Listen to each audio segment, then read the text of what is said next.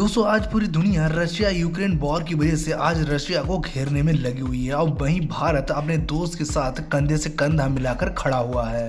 Western country जिस तरीके से रशिया को घेरने में लगी है, जिसके कारण रशिया को कुछ दिनों पहले FATF से सस्पेंड किया गया था और वहीं अब ब्लैकलिस्ट करने की प्लानिंग की जा रही है। और मुश्किल घड़ी में रशिया ने अपने दोस्त भारत को याद किया है। रशिया जानता है कि इस समय भारत की जो ग्लोबल इमेज है वो किसी और की नहीं है और इसीलिए दुनिया भर के देश, फिर वो चाहे अमेरिका, यूरोपियन यूनियन हो, वो सारे लोग उसकी इज्जत करते हैं। और इसीलिए रशिया ने भारत से कहा है कि वो FATF में रशिया को ब्लैकलिस्ट होने से बचाए। दोस्तों भारत और रशिया के रिलेशन कितने अच्छे हैं ये तो आप जानते ही हैं, पर शायद रशिया के प्रेसिडेंट पुतिन ने भारत के प्राइम मिनिस्टर मोदी से एक ऐसी डिमांड रख दी जो शायद मोदी जी ने कभी सोचा नहीं होगा। पर अब देखना ये है कि भारत क्या करेगा। क्या भारत इतना सक्षम हो चुका है कि वो रशिया को FATF में पूरी दुनिया के सामने ब्लैकलिस्ट होने से बचा पाएगा? दोस्तों इससे पहले हम आपको ये बता दें कि FATF होता क्या है। FATF यानी कि फाइनेंशियल एक्शन टास्क फोर्स, ये एक इंटरनेशनल टास्क फोर्स है। इसका लक्ष्य है कि पूरी दुनिया में मनी लॉन्ड्रिंग को रोकना।